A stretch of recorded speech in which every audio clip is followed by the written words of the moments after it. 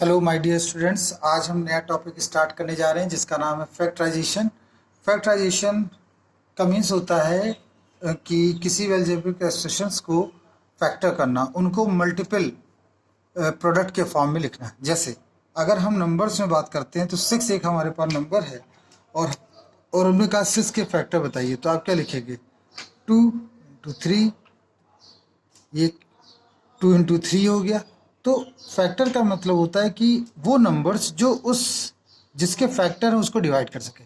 तो आप देखिए 2 भी इसको डिवाइड कर देता है, 3 भी इसको डिवाइड कर देता है और 6 भी इसको डिवाइड कर देता है, 1 भी इसको डिवाइड कर देता है। तो ये सब क्या कहलाएंगे? इसके फैक्टर कहलाएंगे। हालांकि 1 तो सभी को डिवाइड कर देता है, इसलिए हम उनको कंसिडर नहीं करते। तो फैक्टर का मतलब होता है कि उसको ब्रेकअप कर देना और उसके जितने भी पार्ट्स हैं वो सब के सब फैक्टर कहलाते हैं। जैसे 6 का फैक्टर 2 है, 3 है और 6 भी है। ठीक है, हमें यहाँ पर अलजेब्रा के फॉर्म में जो क्वेश्चंस होंगे उनको स्टडी करना है। तो आप देखिए, सबसे पहले जैसे हमने एक छोटा सा एग्जाम्पल लिया, 6 + 2x, कह रहे हैं इसके फैक्टर करो, फैक्टर दी अबव इक्वेशंस। तो इसका जब हम फैक्टर करें 6 + 2x, हम 2 कॉमन ले लेंगे तो ये आएगा 3 + x। 2 देखिए कॉमन लेने का मतलब है कि 6 को 2 से डिवाइड किया और 2x को 2। कॉमन का मतलब ही होता है डिवीजन करना, डिवाइड करना। तो ये हमने यहाँ डिवाइड कर दिया। डिवाइड करने पर क्या आया? 2 ब्रैकेट में 3 + x। अब 2, अब यहाँ आप देखिए 2 and 3 + x both are factor, both are factor of किस इक्वेशन के? 2x + 1। तो 6x + 2x के जो फैक्टर हैं वो क्या है? 3 and 2 and 3 + x। तो हर बार जब भी हमसे कहा जाए फैक्टराइज करो, तो देखिए यहाँ पर 2 टर्म थे, अब यहाँ देखिए एक ही टर्म हो गया है। क्यों? क्योंकि ये दोनों यहाँ पर इंटू के फॉर्म में आ गए। तो 2 ब्रैकेट में 3 + x। अगला क्वेश्चन लेते हैं। इसमें लिखा हुआ है कि ax + bx + cx, इसको फैक्टराइज करिए। तो इसमें आप फैक्टराइज में अब देखिए, चूंकि आप 8th स्टैंडर्ड में हैं तो क्वेश्चंस काफ़ी आसान होंगे।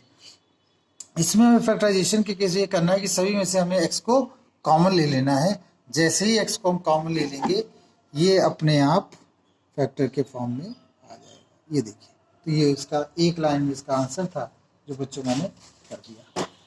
अब हम कुछ एक्सरसाइज के क्वेश्चन देख लेते हैं। जैसे क्वेश्चन नंबर 3 लिखा है 2x + 2y + 2z, कह रहे हैं इसका फैक्टर करो। तो इन सभी में से क्या कौन लेंगे? 2, x + y + z।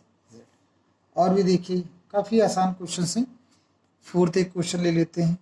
लिखा है 5x³ - 10x² y + 15xy²। अभी चूंकि मैंने पहले ही बताया आपको, चूंकि आप 8th स्टैंडर्ड्स के स्टूडेंट हैं, तो इसमें ज़्यादा टफ क्वेश्चन नहीं होंगे। इसमें अगर कुछ कॉमन होगा तो वो हर एक टर्म से कॉमन होगा। तो आप इस क्वेश्चन को गौर से देखें। हमेशा सबसे पहले नंबर्स को देखा करें कि नंबर में क्या कॉमन है। तो आप गौर से देखिए, सभी में 5 कॉमन हो रहा है, लिख दीजिए। और क्या कॉमन हो रहा है? x कॉमन हो रहा है, ये लिख दीजिए। तो यहाँ आएगा x² और ये आ जाएगा 2xy और ये आ जाएगा 3 और ये हो गया y²। ये आपका आया।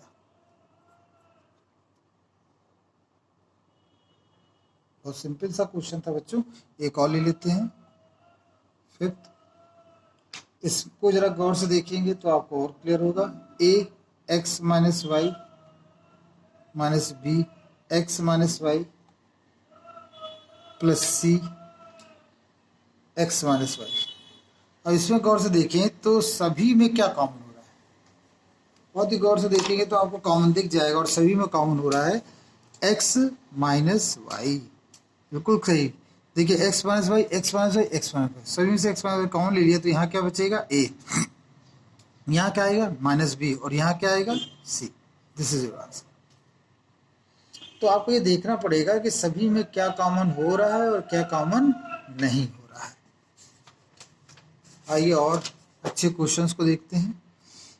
एक और क्वेश्चन है हमारे पास, इसमें लिखा है ax + ay - bx - by। ये देखिए, एक हमने क्वेश्चन लिखा हुआ है। इस क्वेश्चन को हम समझते हैं क्या है क्वेश्चन। अब इसमें आप देखिए क्या सभी में ए कॉमन हो रहा है? नहीं हो रहा है। क्या सभी में बी कॉमन हो रहा है? नहीं हो रहा। तो इसका मतलब कि यहाँ पर ऐसा नहीं है कि हर एक टर्म में कुछ ना कुछ कॉमन हो।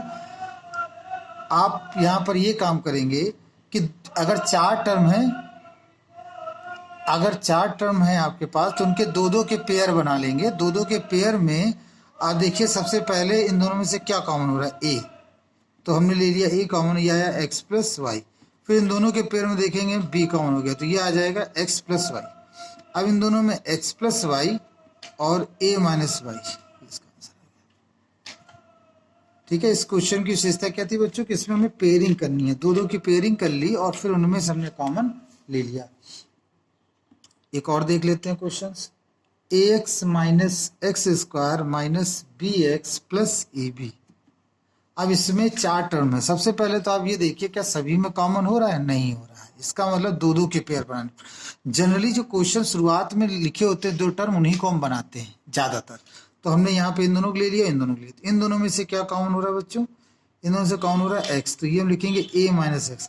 लेकिन आप यहाँ से देखिए क्या कॉमन हो रहा है। आप अगर आप ये लिखते हो बी, इसलिए लिखा, आप कहोगे हमने बी कॉमन लिया, तो आपने बी कॉमन नहीं लिया बच्चों, आपने यहाँ पर कॉमन लिया है माइनस को, माइनस बी को। तो उस केस में यहाँ पर आ जाएगा आपका, उस केस में अगर हम यहाँ लिखेंगे तो ये हो जाएगा आपका x और यहाँ हो जाएगा माइनस ए। क्यों बच्चों ऐसा हुआ? क्योंकि आपने माइनस भी कॉमन लिया। जब माइनस कॉमन लेते हैं तो ब्रैकेट के अंदर के साइन पलट जाते, तो देखिए पलट गए। अब यहाँ पर हमें एक विशेष बात और ध्यान रखनी है, ये ए माइनस एक्स, ये क्या है? X minus.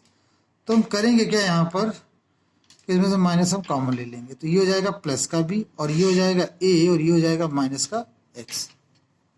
अब ये भी ए माइनस एक्स है और ये भी ए माइनस एक्स है, तो इसको हम बाहर ले लेंगे, ए माइनस एक्स और x plus B. This is your answer. तो कहने का सीधा सा अर्थ ये है क्वेश्चंस में कि जब भी आप प्रश्नों को हल करें उसको गौर से देखें कि उसके क्या स्टेप्स हैं। वो चार पेयरिंग हो रही है कि अगर ज़्यादातर क्वेश्चन अगर तीन टर्म के हैं तो कोई ना कोई ऐसा चीज़ होगी, कोई ना कोई ऐसा नंबर या कोई ना कोई ऐसा वेरिएबल होगा जो सभी में से कॉमन होता हो। और अगर ऐसा नहीं हो रहा है तो फिर वो दूसरे तरह का क्वेश्चन है। लेकिन हम जनरली यही मान के चलते हैं कि हम शुरुआत में तो क्वेश्चन को यही मान के चलेंगे ना कि वो आसान है, हम पहले क्यों उसको टफ मान के चलेंगे। आइए एक और क्वेश्चन ले लेते हैं। इस क्वेश्चन में देखें A square C plus A cube minus 2a square B minus 2b, ये लिखा है और कह रहे हैं इसको हल करो। तो देखिए अब इसमें आप देखिए क्या सभी में हो रहा है? नहीं हो रहा है। क्या तीन तीन के पेयर बनेंगे? नहीं। ज़्यादातर अगर 6 टर्म होते हैं तो दो दो के ही पेयर बनते हैं, ज़्यादा अधिकतर क्वेश्चन। तो यहाँ पर आप दो दो के पेयर बना ली, तो सी हमने यहाँ कॉमन ले लिया है ए स्क्वायर प्लस 1। फिर इन दोनों में से हमने कॉमन ले लिया ए स्क्वायर। लेकिन आप देखिए बच्चों कुल मिला के यहाँ कितने टर्म थे? 3। हमने एक टर्म इसमें मिस किया, एक टर्म मिस किया ए। चलिए गलत क्वेश्चन हो गया बच्चों। यहाँ पर हम फिर से दूसरा क्वेश्चन लेते हैं और आपको समझाते हैं। देखिए क्वेश्चन यही लेंगे हम, ए स्क्वायर सी प्लस ए और plus A cube minus 2a square B और माइनस का 2b। अब देखिए शुरू के दो दो टर्म लेते जा रहे हैं। सी लिया ए स्क्वायर प्लस 1, गुड। फिर ए स्क्वायर कॉमन ले लिया, तो ये 1 प्लस ए स्क्वायर, वेरी गुड। अब इन दोनों से कॉमन लीजिए, माइनस का टर्म 2 कॉमन हो रहा है, गुड। और फिर बी कॉमन होती है, आ जाएगा ए स्क्वायर प्लस 1। आप देखिए सभी में ए स्क्वायर प्लस 1 ए स्क्वायर प्लस 1 ए स्क्वायर प्लस 1 है, सभी में से ए स्क्वायर प्लस 1 कॉमन ले लिया, तो आया सी प्लस ए माइनस का 2b। This is your answer. तो आई होप फैक्टर के शुरुआत के क्वेश्चंस आपको समझ में आए होंगे, किस प्रकार से हमें फैक्टर के क्वेश्चन सॉल्व करने हैं, कैसे वो हल होंगे, उन सभी के बारे में हमने प्रकाश डाला और समझाया। आई होप ये क्वेश्चंस आपको समझ में आ रहे होंगे।